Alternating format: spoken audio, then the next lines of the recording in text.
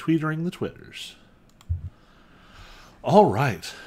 Last time on A Crown of Cold Iron, our intrepid heroes have pursued a lot of light.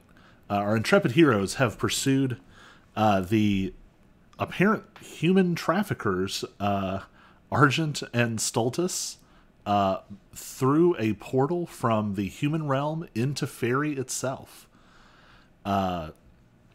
chasing after Oryx's draconic cousins and the scheme that they are apparently a part of.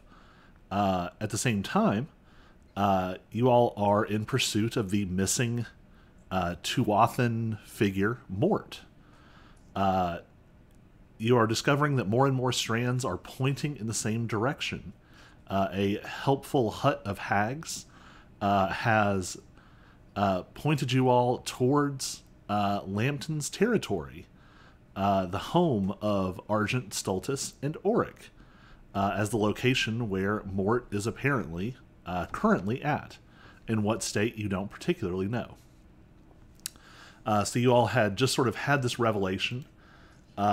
Some important secrets had almost been pried out of Auric by some unfortunate magical interactions.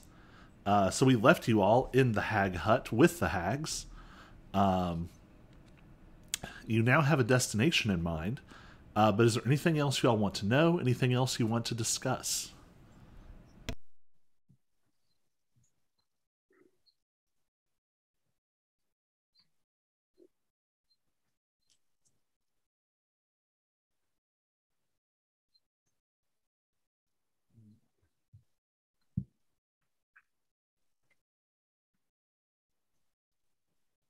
I can't think of anything. I didn't have anything written down. Would it be possible for us to take a nap here?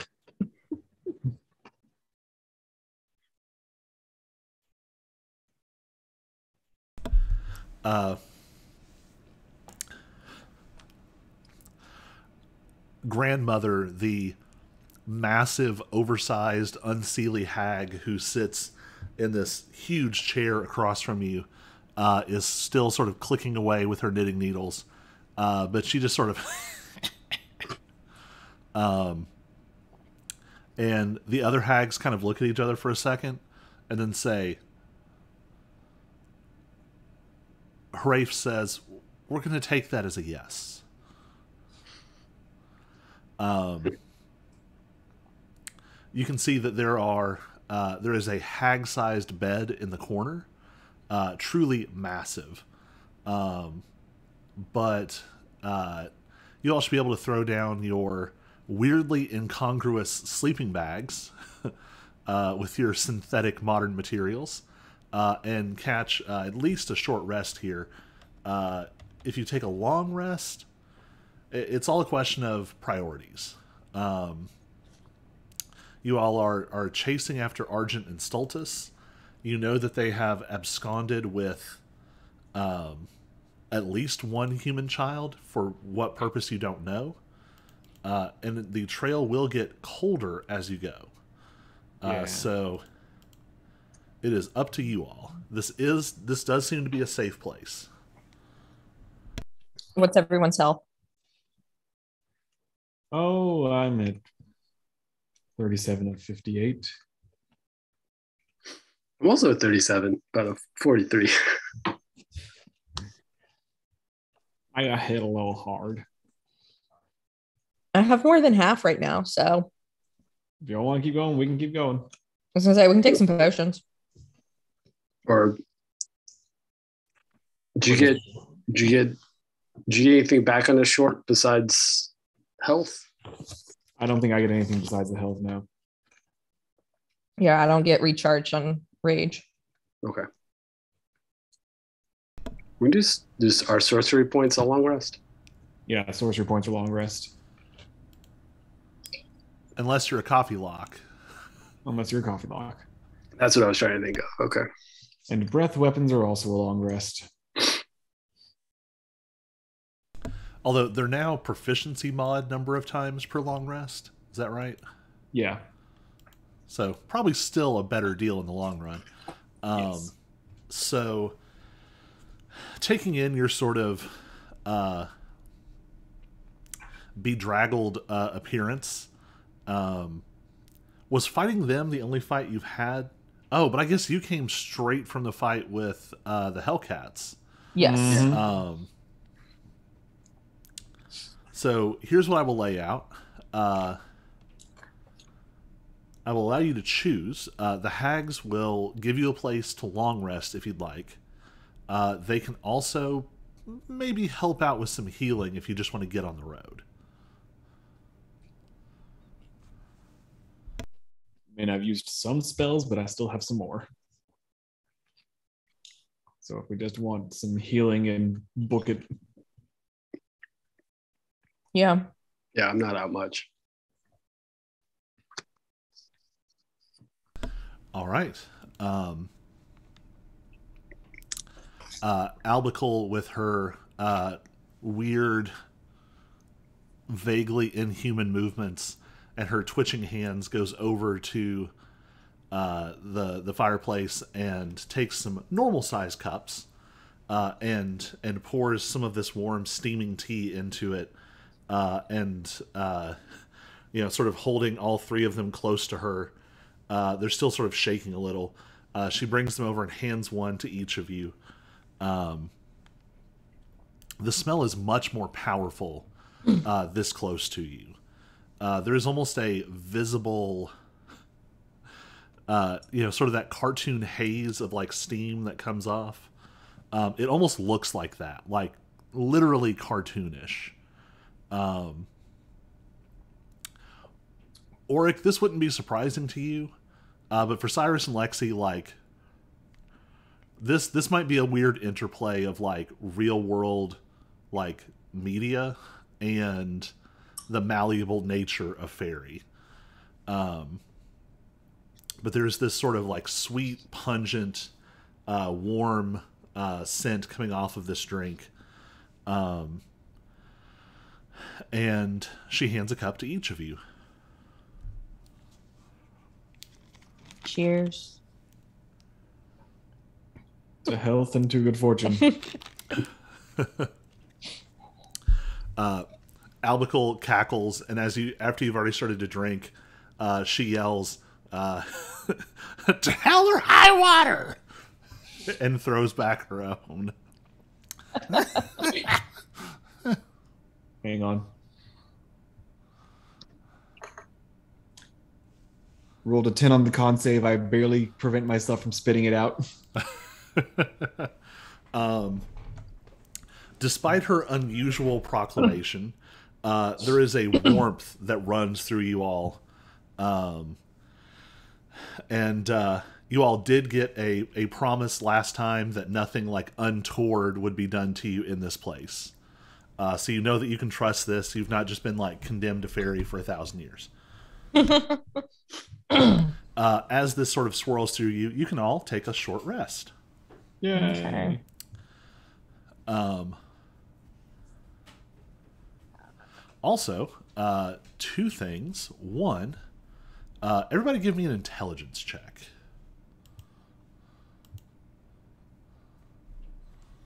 Oh dear.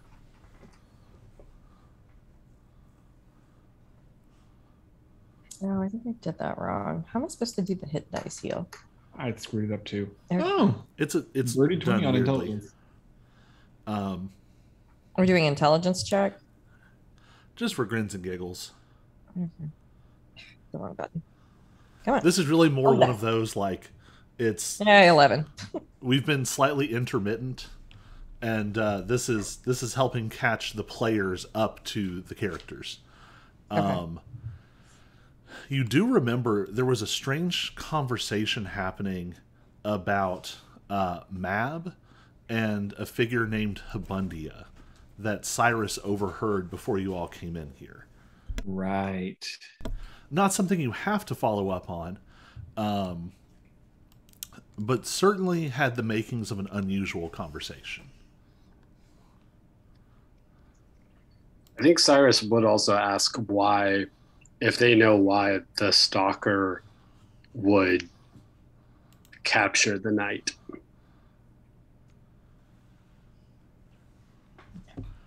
All of them sort of look at each other for a moment.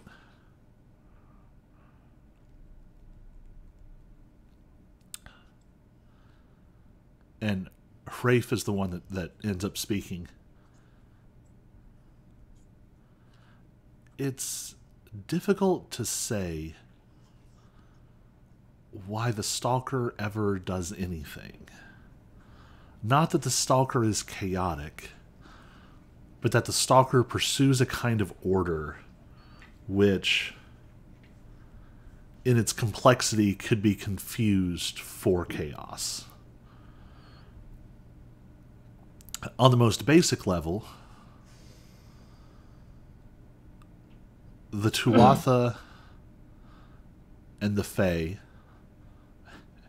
and Rafe sort of chuckles a little and looks around, with some exceptions, are ancient foes.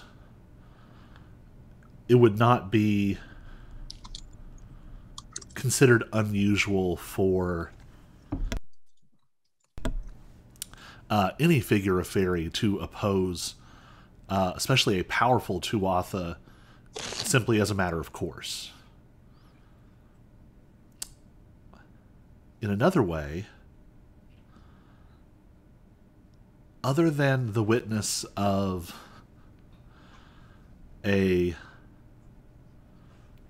something like a human who is not supposed to be here, it is difficult to prove that the Stalker is involved with this affair at all.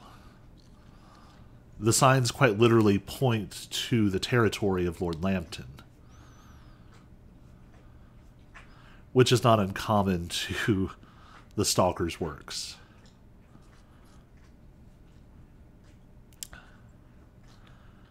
Beyond that, it's hard to say. As we've understood it, the Night has been a force for stability since the Sundering. I missed the last word. Since the Sundering. Since the Sundering, thank you. Even as the worlds have realigned, the Night has worked tirelessly to constrain some of the negative effects that might unfold from our peoples interacting again. One could conjecture that perhaps they wish to remove the Night because they wish to further disturb those relationships.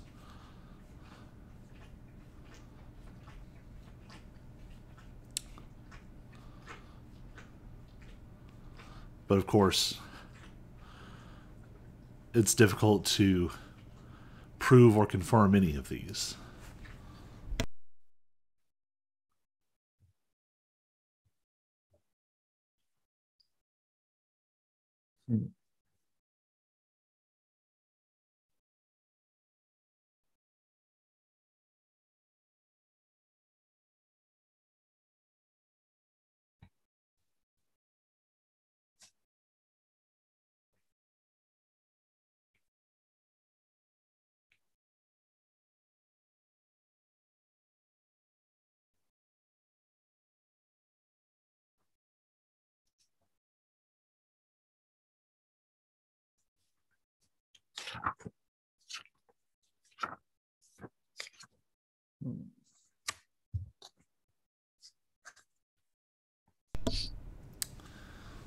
There's this long, thoughtful silence, broken by the crackling of the fire, the rustling of these strange raven hounds by the fire, and the clack, clack, clack, clack, clack, clack of grandmother's knitting.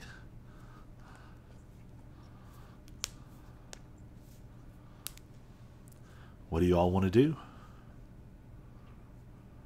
I suppose we should make our way before the trail gets too cold. Probably. Before we away, any other news that we should be aware of?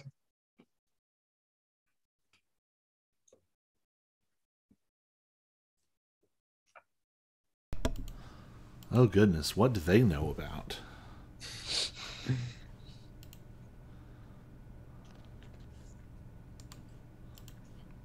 Well, last week, Let me. Mipfa got involved.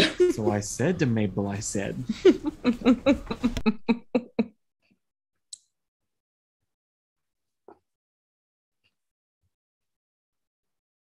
You would not believe the dress she was wearing.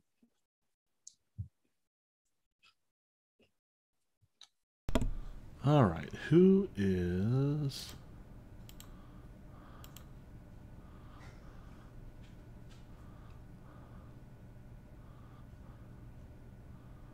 All right, let's call this an insight check. I'm going to have you all roll for some of them.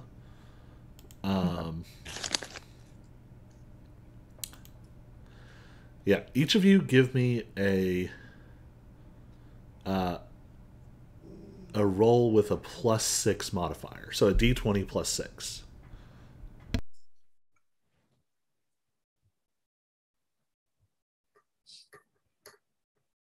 Oh, damn. 15. My athletics has +6, so that's why there's an 8. An 8 athletics check.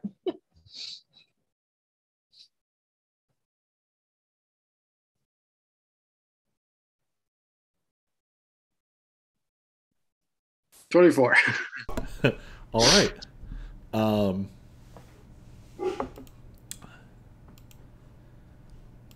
let's see. Which thing is closest on the horizon?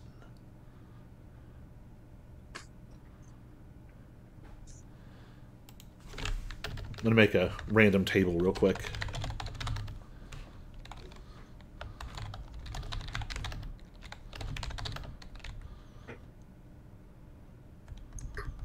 What would be the fourth thing?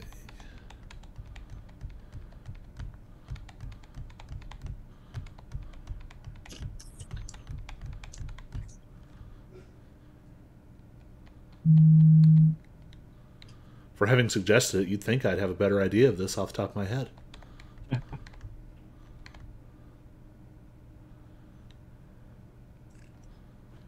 Yeah. So, Cyrus, give me a 1d4.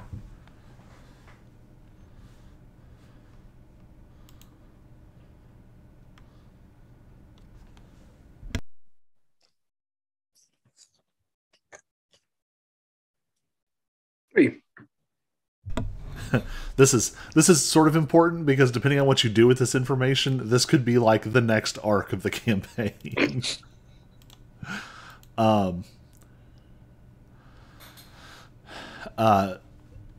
Calyx, the other large hag, who hasn't said very much, kind of leans in and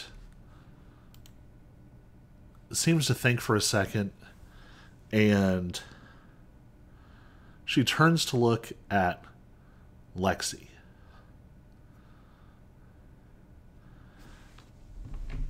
And I don't think she spoke much last time, so who's to say this isn't what she sounded like? We don't remember.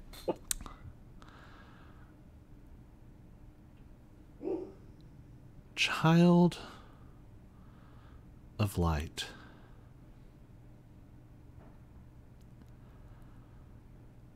There are many things that you all should know, but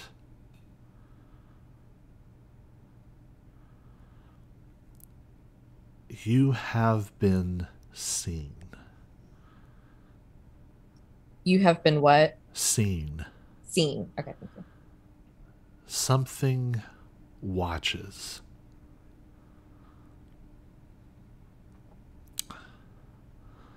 Something old and fetid and dead. Old and wet and dead. Fetid. Fetid. Okay, thank you. It watches with one brilliant eye.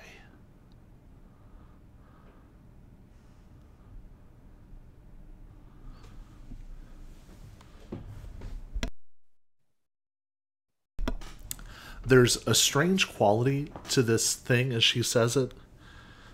You feel it like searing into your head. This is not just a casual observation. This is a vision that's now been conveyed to you.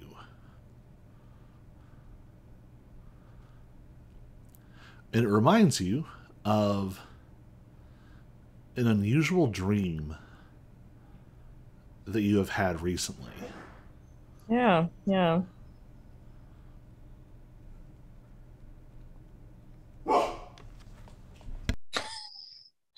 Great commentary, Russell. One of the raven hounds by the fire just sort of like barks at some winter face squirrel running past outside. Dogs, no matter what world they're in, they're dogs.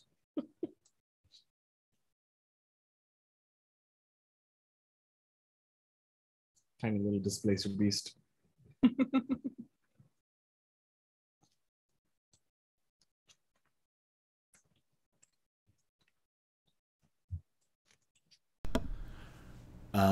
Is there anything else y'all want to ask them?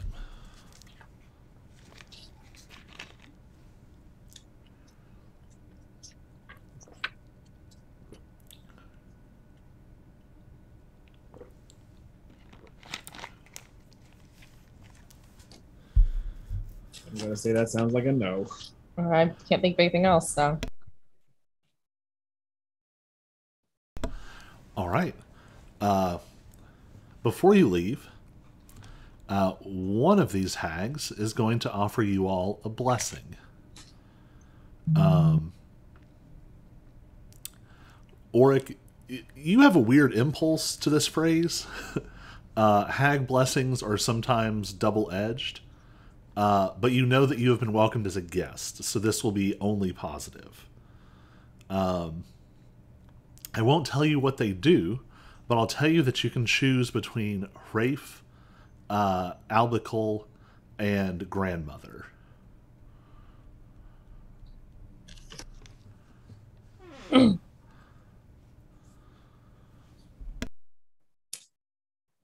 I want to pick Albicle for the comedic value, but I think Auric would most logically pick Grandmother.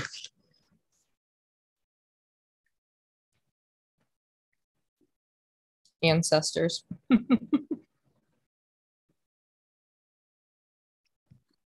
We can each get one, or one of us can. For the whole party, you're going to get one. Oh. Okay.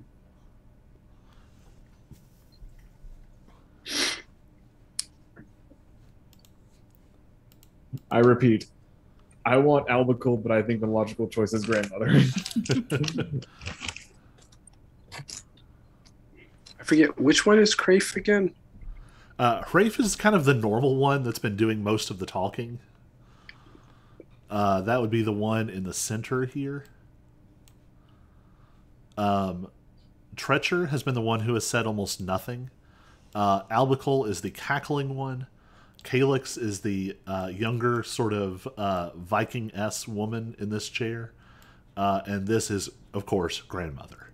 Right.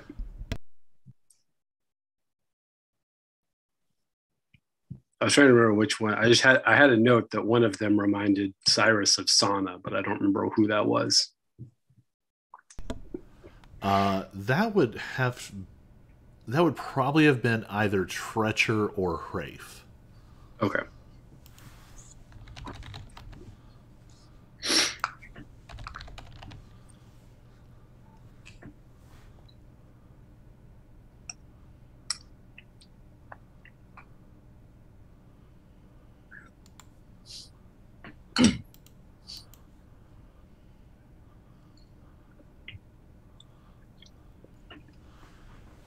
So what are y'all thinking?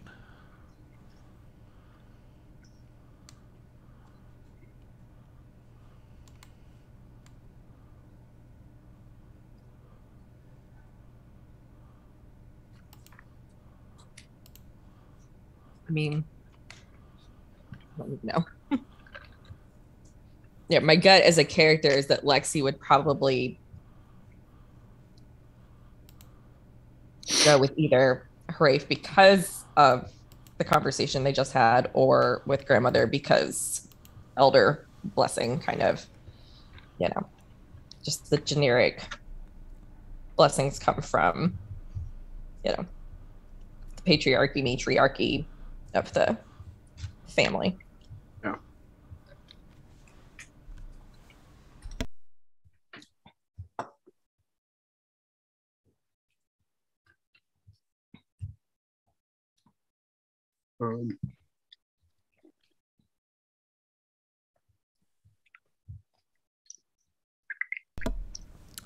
All right. So gonna do grandmother. Seems to be the vibe. Yeah, I think so. All I right. think so. You all realize there's a weird disorienting moment, and you realize that grandmother has been knitting 3, actually I guess 5 identical scarves. Scarves? Talented woman, that Scarves. grandmother. It's weird though, because you don't remember seeing them in like intermediate states, and yet somehow that is what she has made. Hrafe,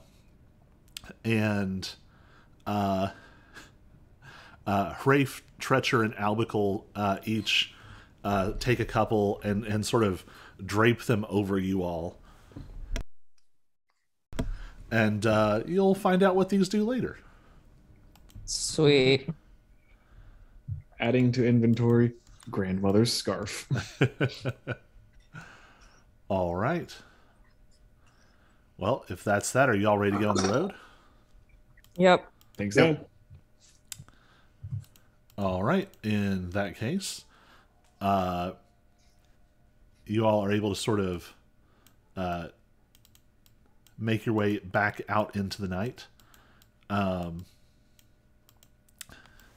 You don't go particularly far from the hut before it just seems to be swallowed by the trees behind you. It's hard to say if it would still be there if you went back. So, fully healed, mostly resourced. I'm going to ask you all to, let's see. Do you remember, gosh, it's been so long. Decide amongst yourselves, someone to roll a d4. I believe I rolled last time, so I'll let somebody else roll. I'll do it. 4.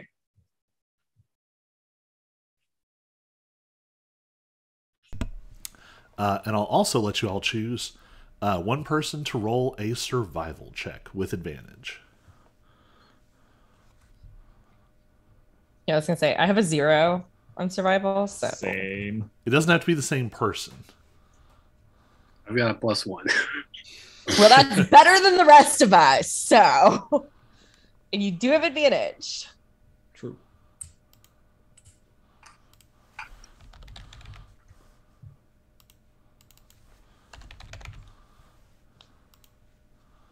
$14. All right. I have to remind myself that you all have Marta and Vela with you. All right, with a 14. So, Auric, you know just enough about sort of the strange extra-dimensional non-geography of fairy that you're able to sort of help point the way. And Cyrus, you are sort of taking on the actual finding the trail, finding the path. And you do a fairly good job. It's an unusual experience.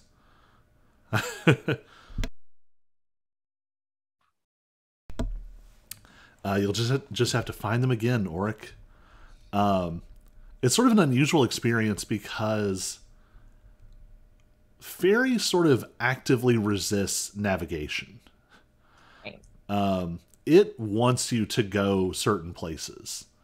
And it's hard to say what it is that is directing you, whether it is some kind of weird, like, arcane irony, or it is the will of powerful fae, or if it's just some sort of wicked sense of humor. But regardless, it sort of actively tries to pull you along. And you find yourselves at the bank of a river.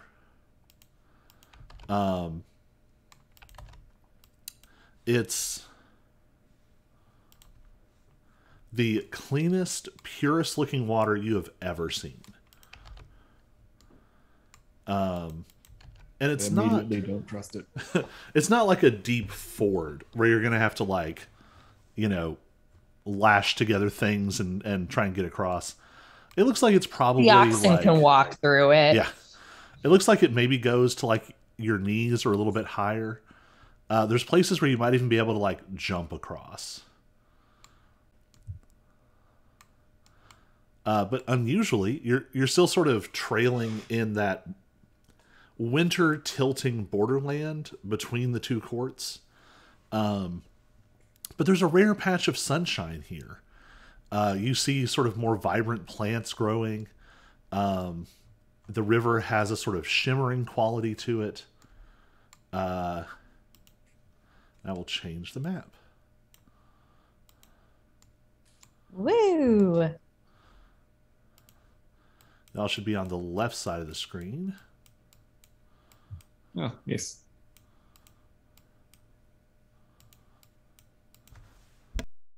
Come on. There we are. So what would you all like to do?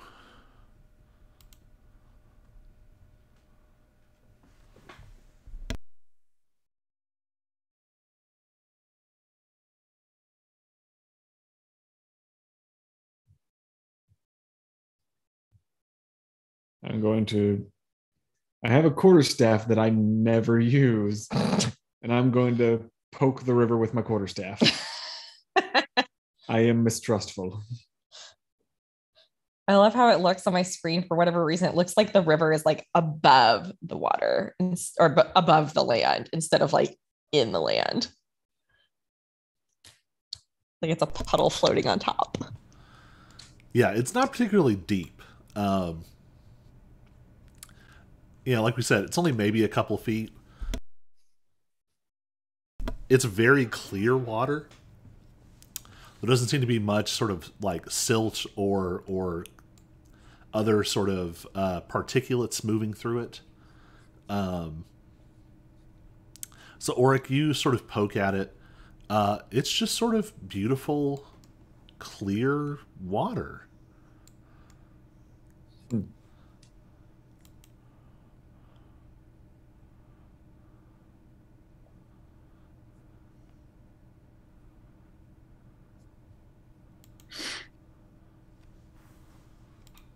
Well, all right then. Cyrus will try to. You said it's easily wadeable.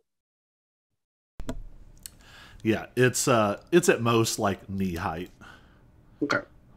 Yeah. Wade in the water. I think Cyrus will just try to start heading through. All right.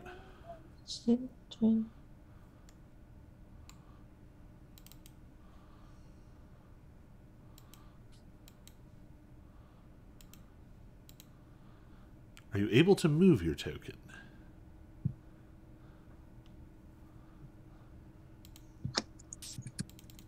Yep. Cool. Shut up. All right. So as you all get out towards sort of the edge of the water,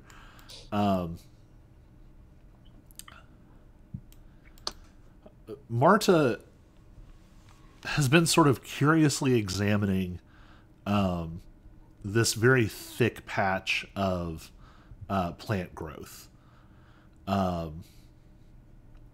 It looks like a mixture of like rotted wood with other plants sort of growing up and around it. Some of them sort of maybe sort of parasitizing, having brought this tree down. Some of them just sort of decomposing and eating away at it. And she's sort of giving it a curious look. And she pokes it. Nothing happens. And she looks at it and she pokes it again. Nothing happens.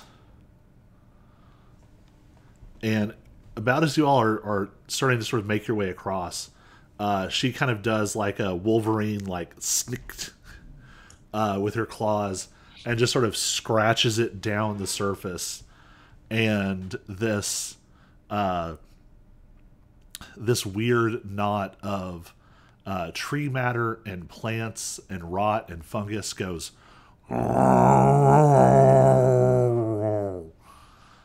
and begins to stir.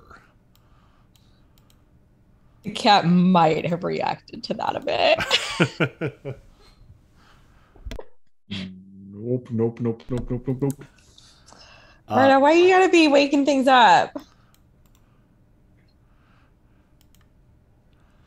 You realize that one of the things that is sort of on the edge of the water is itself some kind of large creature.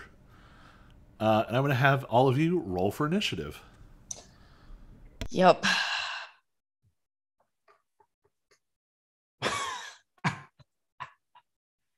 Crit. You critted Nice. on initiative. 11.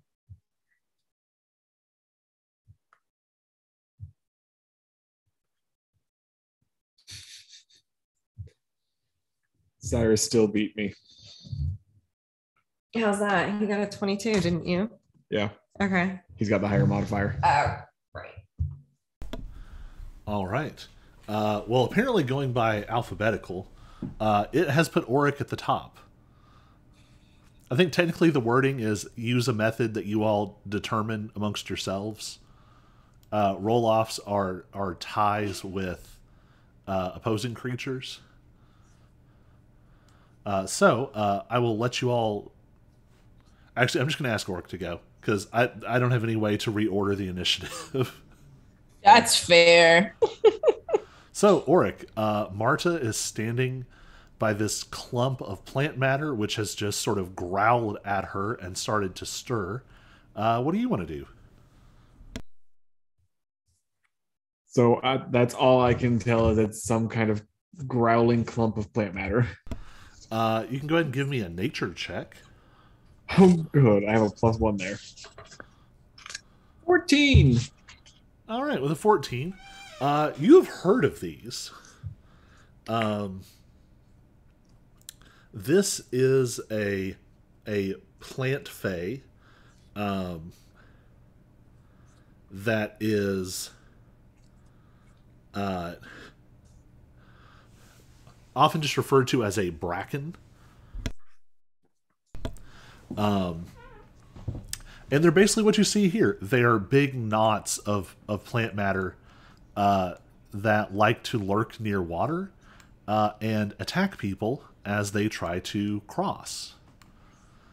You know that they're not wildly powerful in and amongst themselves, but they are somewhat difficult to kill. Lovely. Because a lot of that sort of plant and fungal matter, they don't have like vitals the way you would normally expect. So they can lose a lot of mass and not go down. Relevant to your purposes, you remember that because they tend to be very soggy, they're very difficult to burn.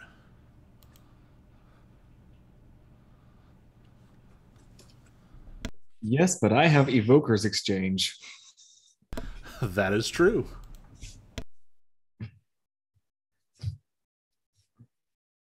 Since I do not have any feats right now that would make me burn things better. So I am going to... Are they territorial? Like if we just like run, is it gonna chase us? Uh, with a 14, I would say you don't necessarily know off the top of your head. Okay. You do Well, know that I also know that they're sort of opportunistic. and I know that Marta has already annoyed it. Mm-hmm. So I am going to, I guess I called this electric ray instead of scorching ray. So that'll be 21 to hit. 21 will hit. And this will be 8 lightning damage. Nice. And that's a scorching ray, right? Yes. Okay, so you have, what, 3 of those? Oh, you're right. That has multiple rays. Yeah. Nice. I completely forgot. I was like, wait, that's a much bigger That's a- spell than that. That was a pretty pathetic for a second level spell. Let me do another one. The next ray is a 10 to hit. Let's see. 10 is just barely gonna miss. And the third ray is a 13 to hit 13's gonna hit. for an extra max damage. Nice. 12 Nice. lightning damage.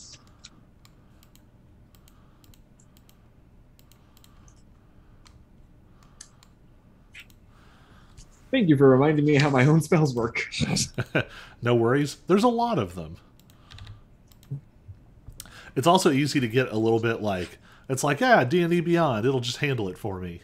And then there's just certain things it doesn't do very well. All right, so that's 3 bolts. That's your action. Anything else?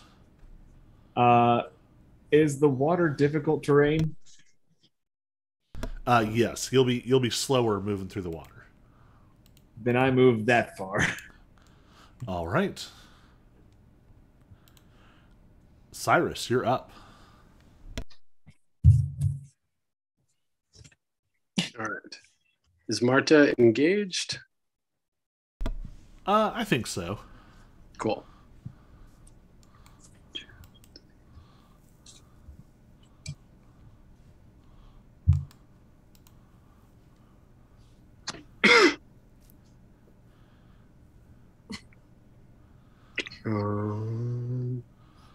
It seems like Marta has maybe dealt with these things before and was a little bit suspicious before trying to cross the water. Fair. That's what I was guessing. All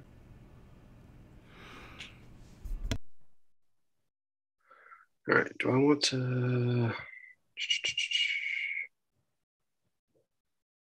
try to hide and move?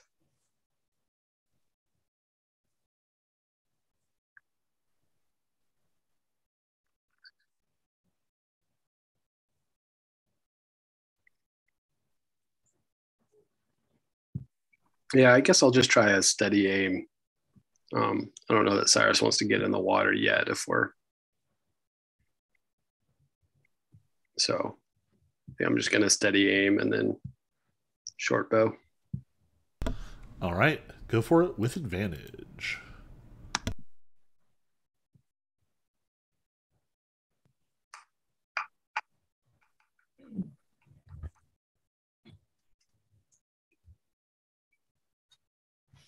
$26. Whew. Yeah, 26 will hit.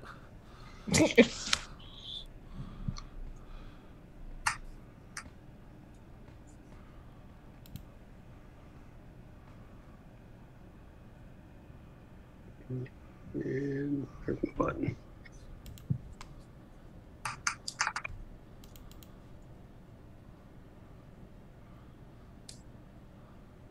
There we go. 27 total. All right. Whew.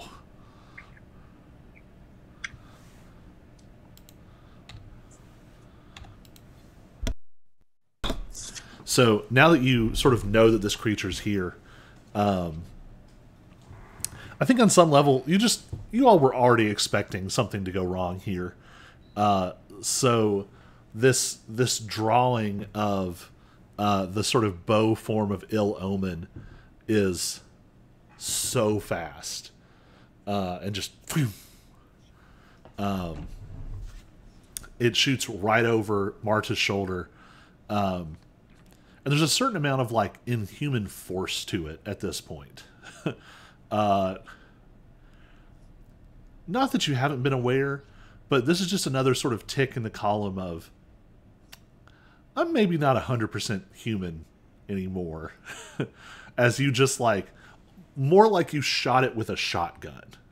You just blow a chunk about this big right through it.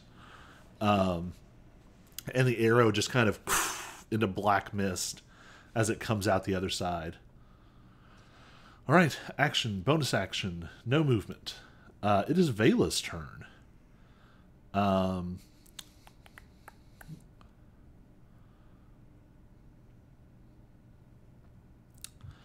Ironically, oh no.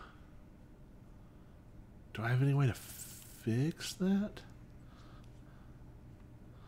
I loaded the old Vela, who is not as good. Oh no.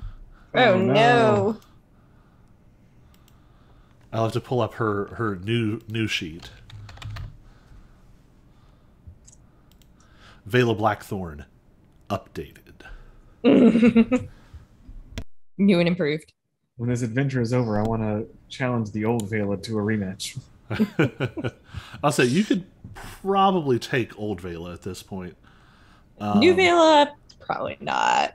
Yeah, She likes to keep up with you, so she's still ahead. I mean, yeah, you definitely know Vela trains every day. Vela is sort of anticipating this getting wild. Vela is going to sort of whisper a few words and then sort of draw her hand in a circle, and this sort of rune fills in. And she basically pushes this rune out to Lexi. So Lexi, you are going to have haste. Okay.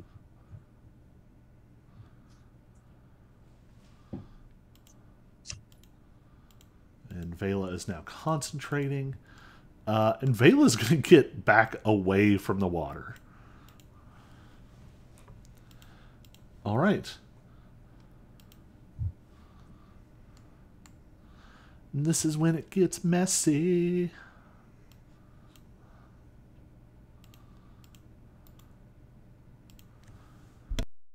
Oh, dear Lord, what is that? Along the riverbank, other sort of clumps of creature start to stir. Oh. And a bear the size I mean really like the size of a small building. Bigger, much bigger than a car. Just starts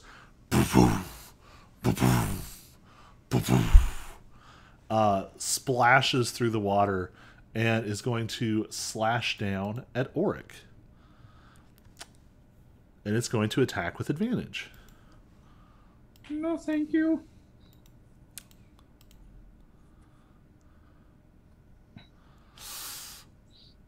Oh. First roll is a nat 20. Uh-oh. 16 points of piercing damage as this thing just bites down at Auric and rips away. And then it is going to swing its claw. Swamp Claw. Thank goodness it misses. Oh boy. Just a Yeah. flesh wound. Yeah. Not terribly fast.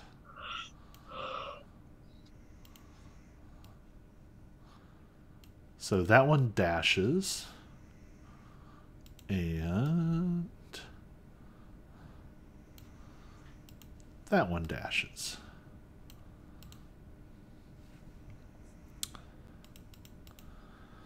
And it is Marta's turn. Marta left off standing right next to one of these things, and it growled at her. And things don't growl at Marta and live. We all learned that from first-person experience. With no particular sense of urgency, she just turns and casually starts smacking away at this thing. 21 with her claws, 21 with her claws, nat 1 with her horns, but still. Yeah.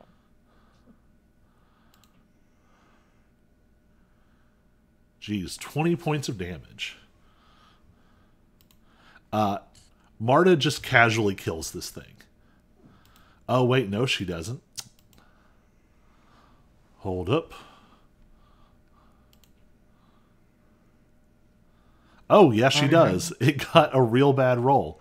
Everybody give me a perception check.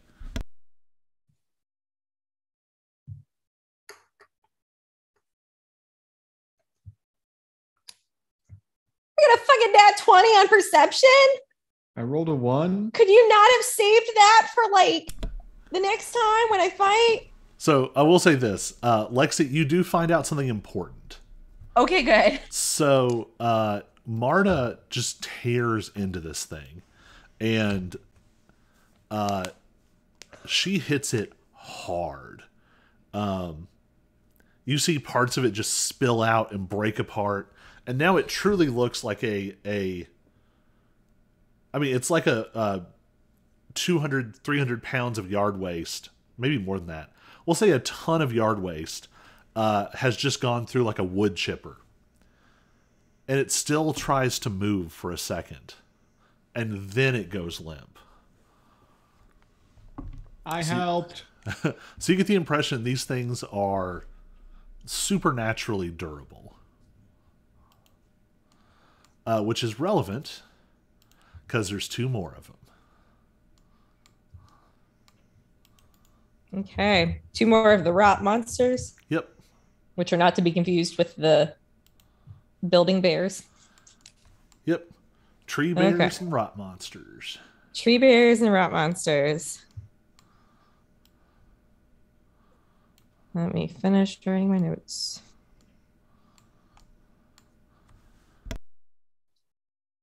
Like the other 2, that one was too far away.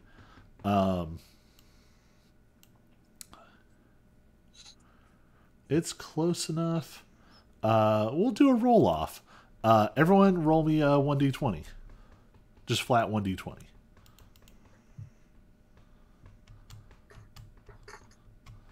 Woo, 16. 10.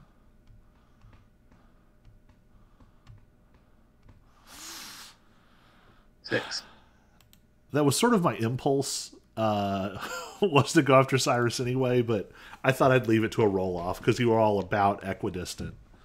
So this sort of rotting creature runs through the water. You notice the water doesn't slow it down. It just splashes through no problem.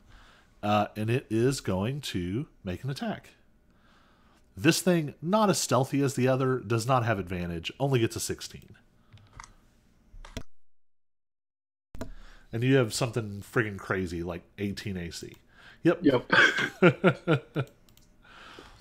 You know, rogues, that class that's known for their super high armor class.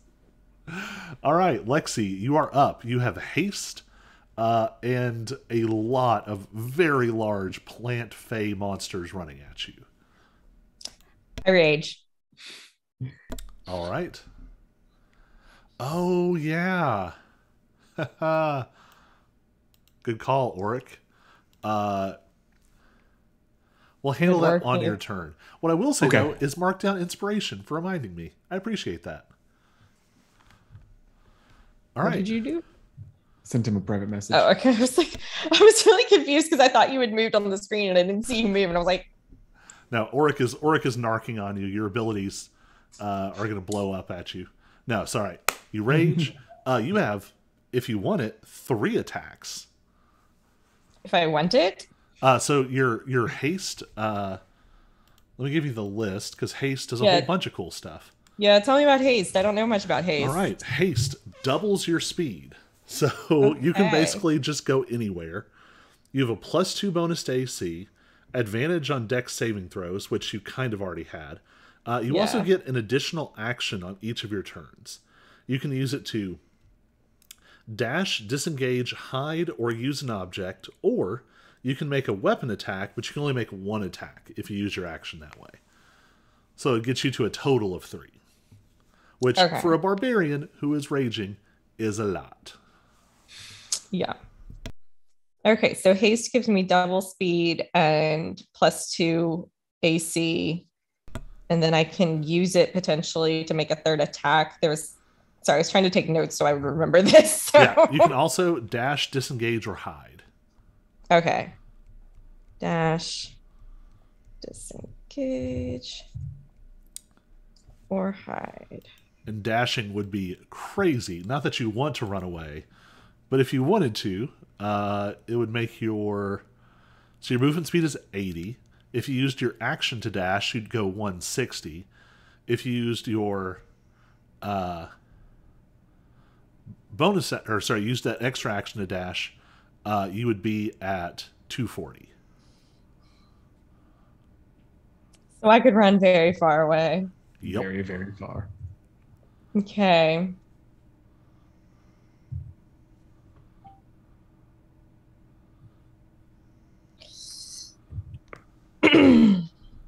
All right, let me. I just sent you the link to the haste spell in Oh. case you didn't write it all down. Thank you. Um. Well, Lexi's not gonna haste quite yet because It's been cast on you, so you have it. so I have it. Okay. Wow. Lexi gonna smash because that's what Lexi does. So going to, yeah, I can I reach from where I'm standing or do I have to move? I don't know. You have to move and your speed is double. So I move very carefully into the water. I don't know. I didn't want to move that way. I was trying to scroll. Rude. Could I do like a chain reaction? Like run down the river slapping them? You would We get just- some opportunity attacks against you. But on the flip side, you also have an 18 AC right now, so... That sounds like fun. I kind of have this like image of Lexi like raging in like fast forward. So, well, I'm going to go after this rot monster that's directly in front of me with my mallet.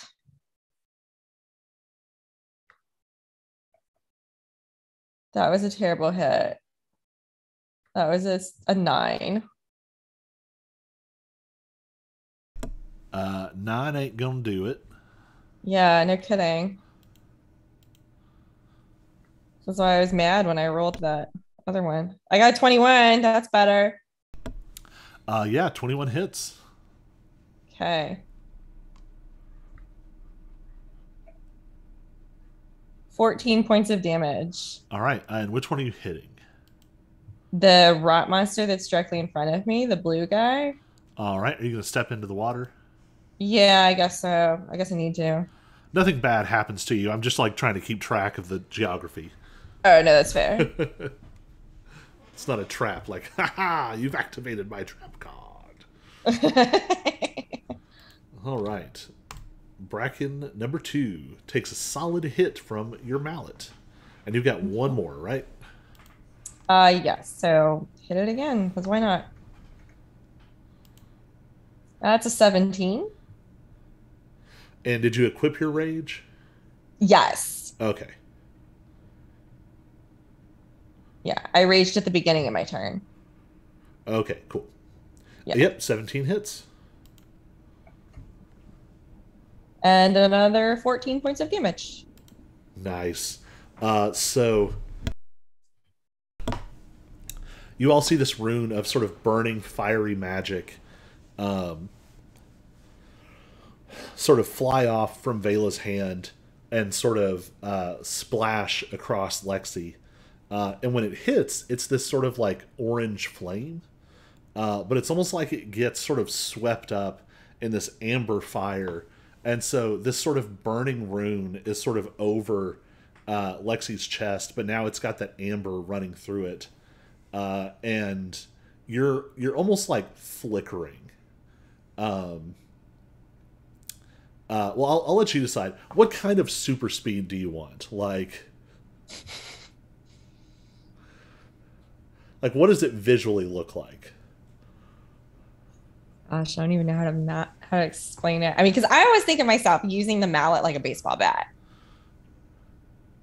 So I kind of almost feel like I'm doing like one of these step real fast. It looks like a Roadrunner cartoon. Yeah, that would be a really good explanation for it. My legs are wheeling, but I'm not moving. Like, so I think the visual impact of it to someone who is not hasted is that Lexi just turns into this like tornado of amber fire, and you see Tasmanian devil. Yeah, like the tip of the bat like comes out at different points. Itself wreathed, not it's not a bat, it's a mallet, but the tip of the mallet comes out, but you're just seeing it sort of swirling around, and at first it's a little like topsy-turvy as you get your feet under you, so that first swing misses, then the next two just bam bam just knock giant chunks out of this thing. It is pretty hurt. Okay. And it is Oryx's turn.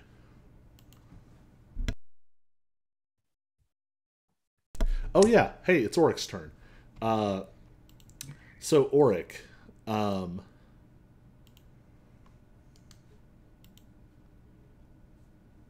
there's a moment. So Oryx, what you doing? There is a moment of disorientation here. Go ahead and roll. Go ahead and roll 1d6.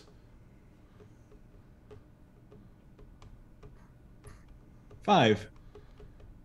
All right. Hey, that's that was sort of what I was going to describe.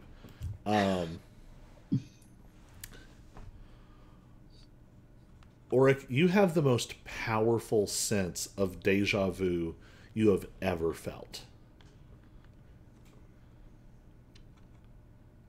You're standing knee deep in this water. A heavy, dark blade, like a longsword, is in your hand. And even though on some level you don't recognize it, it feels right. And fire is dancing along the length of this blade, but it's a gray-black fire. You know what you have had to do to get this fire. And it cleaves through this fey plant monster in front of you. And as the blade slashes across, you know that this fire is infused with the essence of cold iron.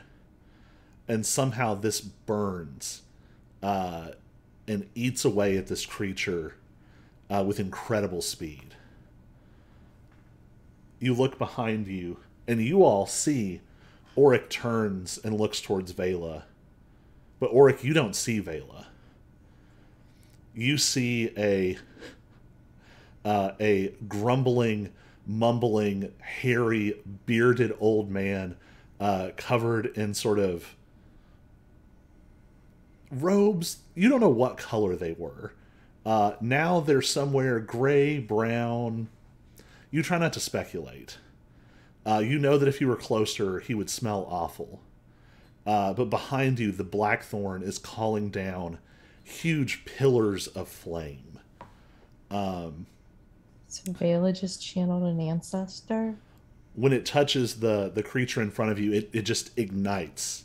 The sort of dry wood that makes this thing up just... behind you, your first night is a flurry of blades. A cloak sweeping out behind these huge, to call them daggers wouldn't make sense. They are, he wields them like daggers, but they're the size of short swords. They're massive. But in his giant hands, in his giant arms, they look tiny. As your knight's cloak sweeps out behind him, and he just flashes and disappears, reappearing in bursts of smoke, and the calling scream of ravens as his blades just tear into these creatures. And there are more warriors, each of them in this heavy armor infused with cold iron. And as they stomp across this ground, their footsteps blacken and rot the soil under them. The rest of you see Auric just go vacant for a second.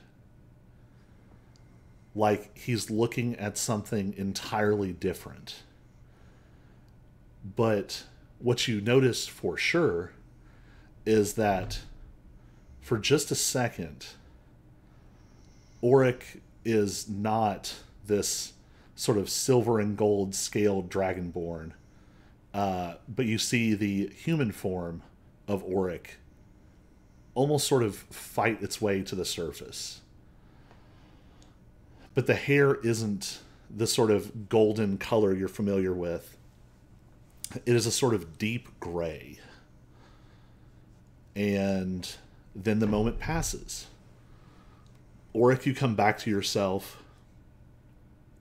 It's Vela behind you. It's Lexi and Cyrus, and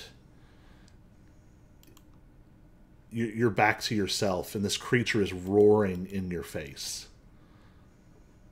But that is your turn. So Cyrus, you see Auric kind of go vacant for a second, and you're up.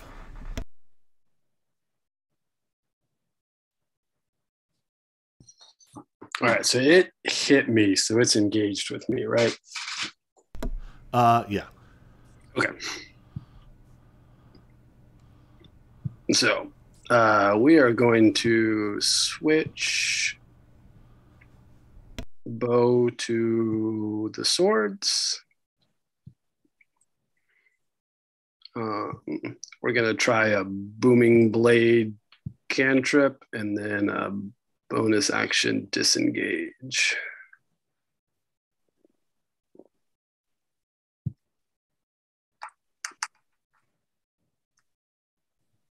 Oh, that one. Yeah, it ain't gonna do it. All right. That's 2 nat ones in a row between y'all.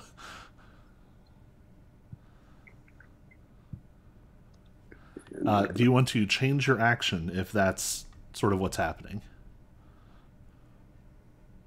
What's that? Oh, I guess you already moved, so. All right. Yeah, no, I still want to disengage. So. All right. Vela looks concerned. Vela definitely noticed Auric just like lose a beat for no apparent reason. But there are horrible monsters to fight first.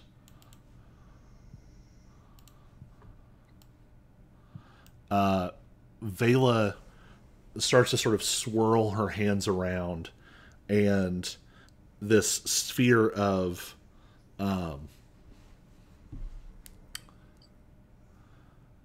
yeah, we're gonna say fire. She doesn't really have much reason to use other.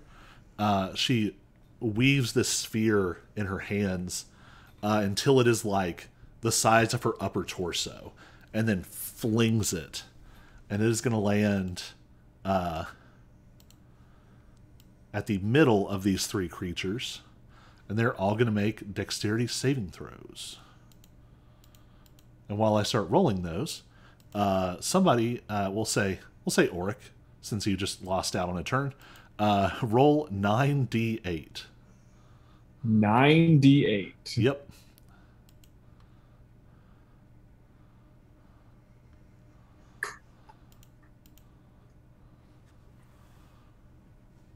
41. Whew. So the first one makes its save. It only takes 10 points of damage. A lot of water content sort of comes off of it. The second one, though, fails its save. And Lexi, you're the closest. You hear this sort of dry crackling, and this thing just completely goes up in a pillar of fire. Right. Auric, you're almost disoriented again, because this is exactly what you just saw. The same spell. The third one made its save, but seems to have some kind of issue with fire and is going to take full damage.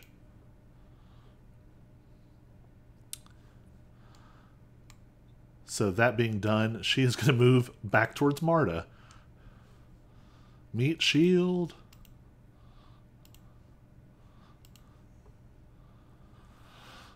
All right. I need to look at the details on this original creature, because I just noticed that it's a plant and it has a swim speed, but it also says it can hold its breath for up to an hour, which implies that it breathes, about which I have questions. But anyway, the first of the bears is going to attack the disoriented Auric.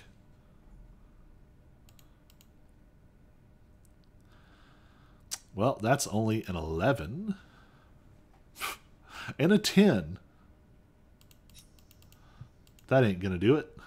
My disorientation confused them. Yeah. It's like I don't get it. Uh-oh.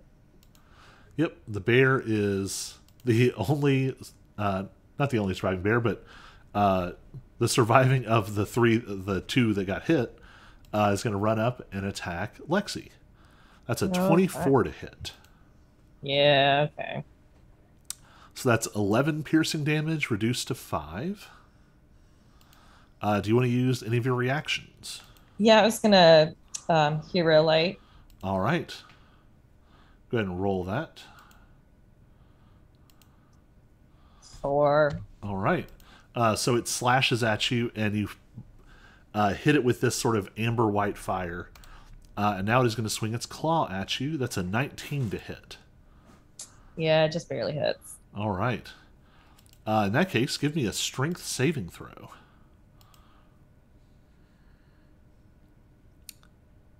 15. 15. All right. So you take 9 points of damage reduced to 4. Oh, wait. I have, sorry, I have advantage on strength. So let me roll again. That was 15. You already passed. Oh, already passed. Okay. You can roll just Well, I to got see an how. 18 this Yeah, time. there you go. I don't know why some people use the phrase meets it, beats it, which is a little bit weird. What's always stuck in my head is Adventure Zone always says tie goes to the runner. So if it's a set something, the person who rolls is the one who gets it on a tie, usually. Okay. So a very strange thing happens. This creature's arm comes swinging ponderously slow, and it rakes across your amber aura. And it doesn't deal as much damage as you'd expect, but then it does something bizarre. It's like the claws, as they scratch, split around you, and this thing tries to engulf you and pull it into itself. But your fire is sort of burning away the vines as fast as they can reach around you. Okay. Do I take damage from that? It was like 9 reduced to 4. Okay. It is Marta's turn. Marta, come help me with these suckers. 1, 2, 3, 4, 5, 6. Yep. Marta's going to run down and punch, punch, punch. Really punch, punch, headbutt. Claw attack. Whew. 13 points of damage. Very Nice. hurt. Next attack, 15, also a hit. 13 more points. Marta just tears this one apart. But then she's used all of her movement. All right. The other Bracken is going to go. It is still sort of engaged with Lexi, so it is going to attack. 24 to hit. Yeah, that hits. 12 piercing reduced to 6. 4 poison reduced to 2. The other creature is still so far away.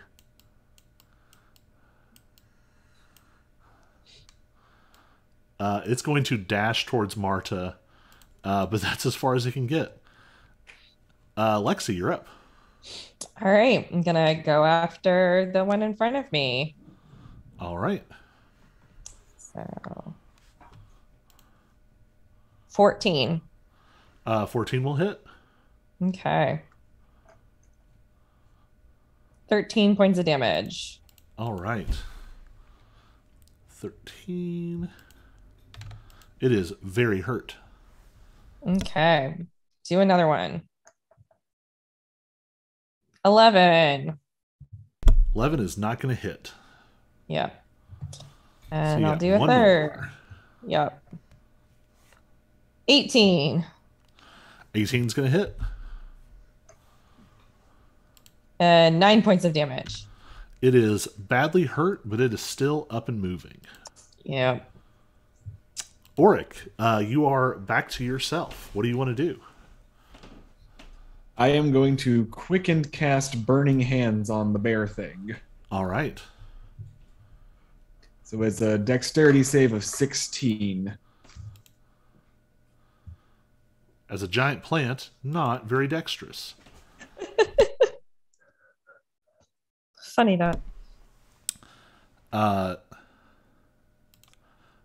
Go ahead and roll that damage one more time.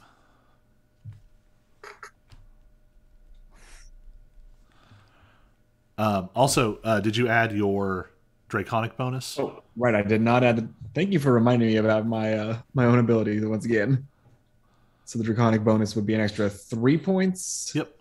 So that means, 14 and 14. All right. So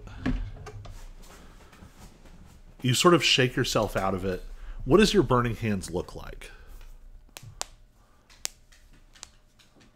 Normally, I would think it would look like Dragonfire, but for some reason right now, the fire is a little on the gray side. Does it come out of Auric's hands or his mouth? I mean, it comes out of the hands, but I kind of do with to make it look like it's coming out of my mouth.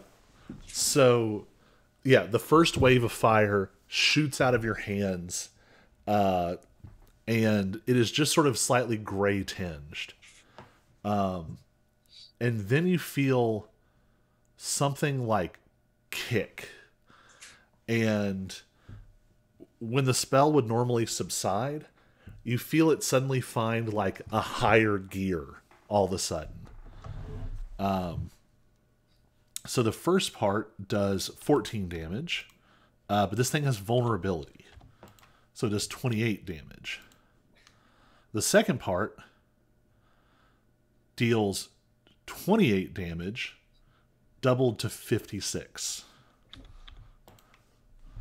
So the first wave of fire scorches it, and there's touches of gray along the edges. But the second pulse that rips out of you is all gray fire. And there are strange shapes inside the fire.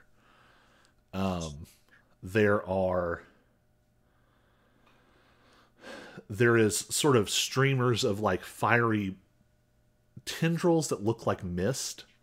There are the now familiar sort of flapping of birds. But you also see strange shapes. You see what looks like like armored knights, sculpted out of this gray fire, and their blades just tear into this thing. And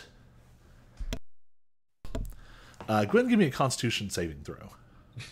Yeah. 21. You itch a little bit. This fire,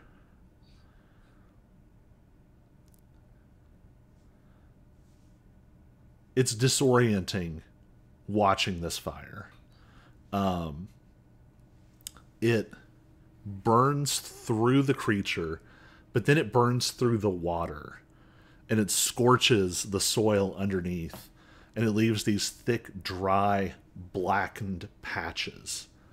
But what makes it so strange is the water in the river avoids the patches and seems to like flow around them for a moment. All right. Cyrus, you're up.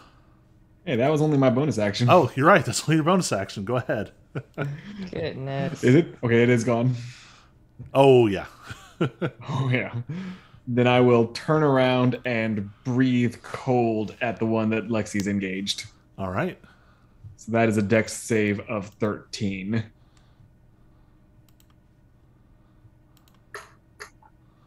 Also not very dexterous. Only a 10. 10 damage. 10 cold damage. This thing sort of like... and it's sort of frozen in place. But now... Ooh. It sort of freezes up and is sort of just still for a moment. And then the... crack! And all of the ice sort of breaks off of it, and it is still moving somehow. Well, shoot. So much for the kill steal. All right. So that was And action and bonus action, right? And I slog my way out of the water. All right. Cyrus, you're up.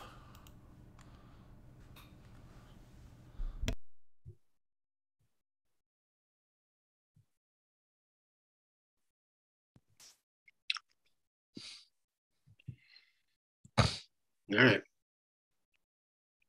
Now let's just go back to what works. We'll do steady aim, short bow, the one on Lexi.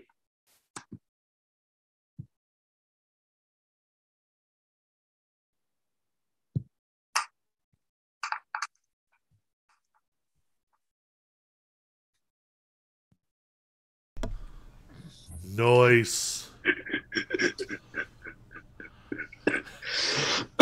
This is one of the moments where you really miss in person, because now it'd be like give me every D6 you've ever owned.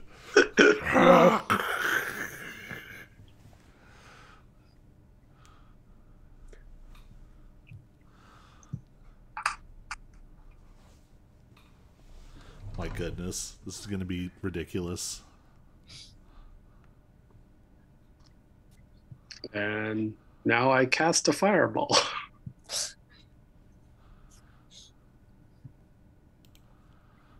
Did that already... Did you already roll the sneak attack damage too? Oh, no, you're saying that's the number of dice. Yeah. Okay, I was like, I don't remember you having something to cast fireball, but I believe you.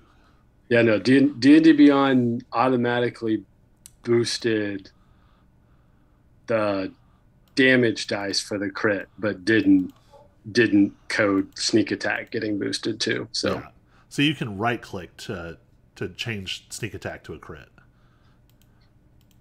Oh, okay. Ah, cool. Good to know for next time. All right. Holy crap. Is it dead yet? Well, it's taking 46 damage. And this is the one that was engaged with Lexi. Yep. It did. So here's what I'm going to say. We're going to go cleave rules here. because the one engaged with Lexi only had 1 hit point, and that doesn't feel fair.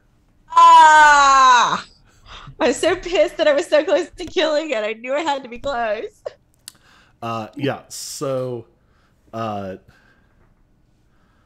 what zany like super attack do you do that hits both of the remaining creatures?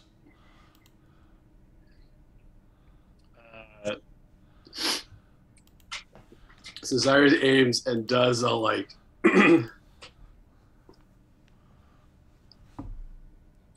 it like to like bank shot, like hit it, deflect off of the like rock behind it, and go zipping back the other way.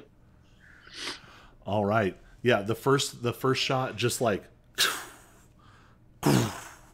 just obliterates, just pure power obliterates enough mass that the creature just comes apart like it's been split in two. Bounces off the rock, comes back. The arrows from Ill Omen are only kind of real. There's a smoky, phantasmal quality to them. They just sort of appear as you need them most of the time. And as it flies back, it like starts to like shake and splits apart. And just like this hail of arrows hits this thing. It is on the verge of death. So you have fully killed one, badly hurt another. Kill thief.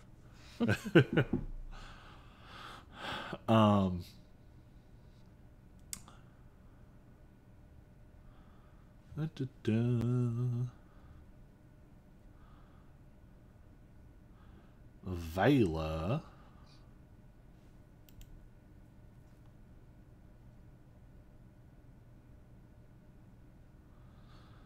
That's unsatisfying. Your arrows just tear into this thing. And it keeps moving for a moment. It starts to like pull its way up towards Marta to attack again. And then all of the like shards of arrow from Ill Omen that have embedded in this creature, you hear a faint sizzling sound, like tss, and then there's a burst of necrotic magic as all of these smoky black ravens rip their way out of this creature, and they are both dead. All right, then. Leaving you all standing in this otherwise beautiful beautiful little stream. All right, so what do you want to do now? Not getting another fight.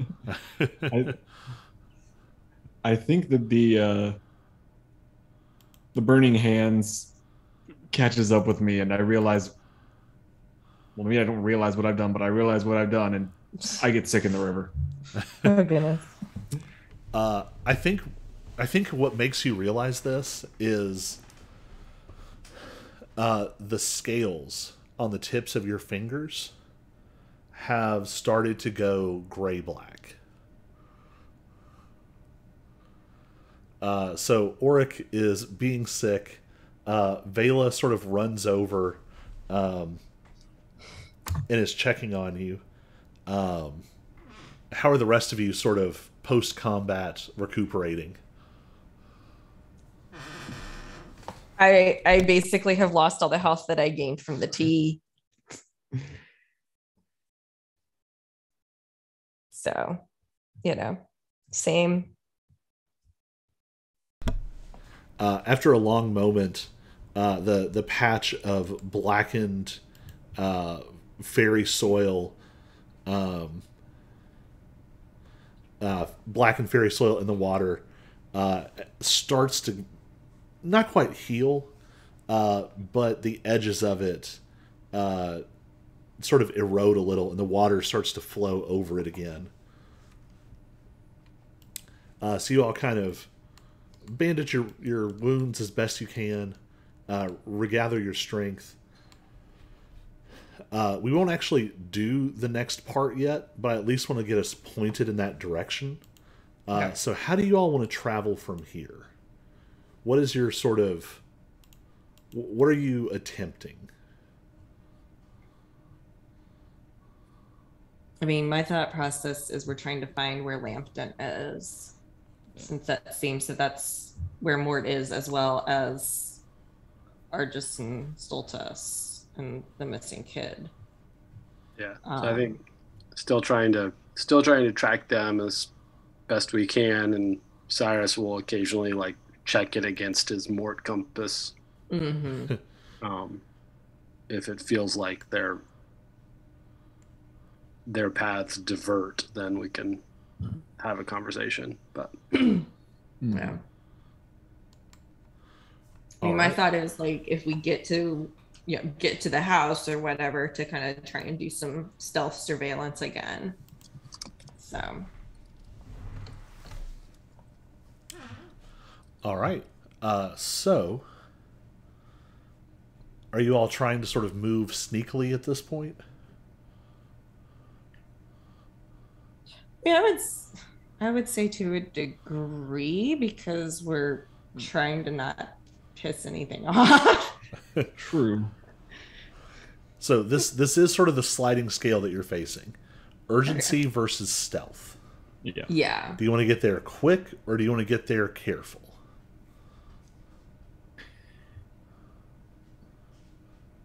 I feel like, what is it? The first time we kind of split the approaching the hag's hut. We split the difference. I think Mm-hmm. we did, Yeah. where it Okay, was like yeah. flat to both. All right. So what we're going to do then is go ahead and everybody give me a flat stealth check, and then one person give me a survival check with advantage.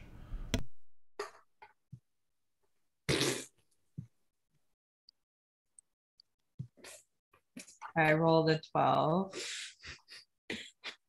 But Arik apparently I got a 5. tripped over himself and set off an alarm. It wasn't a natural 1 this time.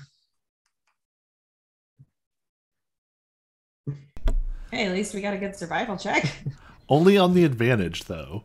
On the Yeah. die, you all rolled 3, 10, 6, 5 in sequence. Whew.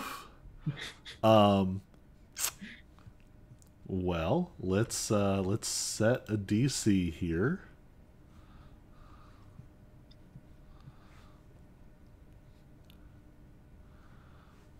Doo-doo-doo. So we're going to say that this is going to be a +4. So we need at least 2 of you to get better than the number I'm about to roll +4. Well, I'm already out. That's a 21. All right. Pretty good survival check though. So you're heading in the right way. Somebody, I think, Cyrus, are you the only one who hasn't rolled a check yet? I think so. Yeah. All right, I'll have you go ahead and give me. This is going to be a D6 roll.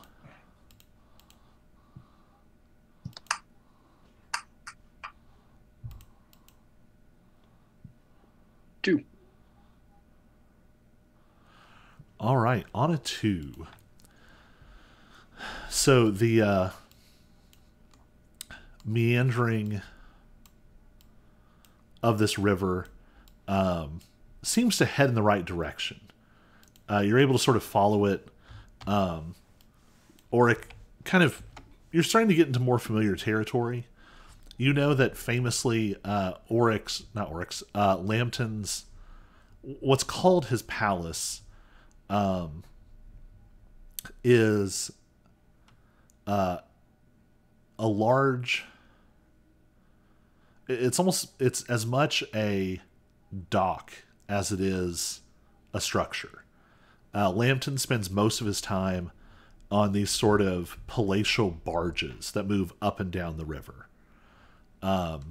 If you follow the water, you'll probably make your way to Lambton sooner rather than later. So eventually, you all find that following the water, you find yourselves at the banks of a huge lake. This is a lake so large that you can't see the other side. You're most of the way there at this point. Auric, you know that, like, traveling between any 2 points in Fairy isn't necessarily the same journey from one time to the next, but this is starting to feel familiar. You feel like you have been this way before. Everybody give me perception checks.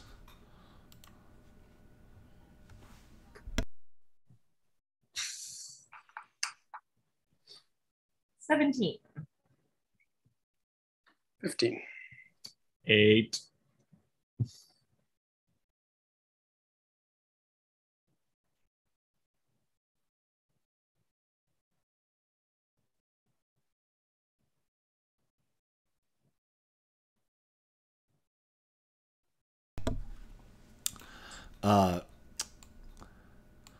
There is a beautiful lake.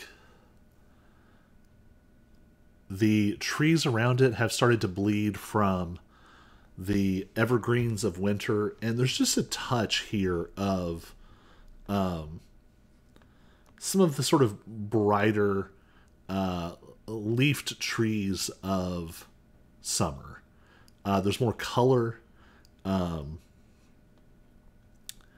The air has lost some of that frigid quality.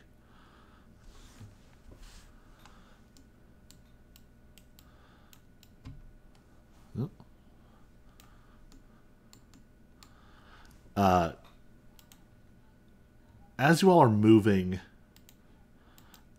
up this river, or up the edges of this lake,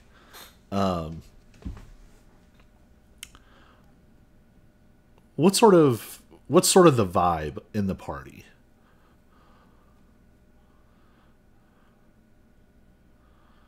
What is the energy that you're creating in the studio today?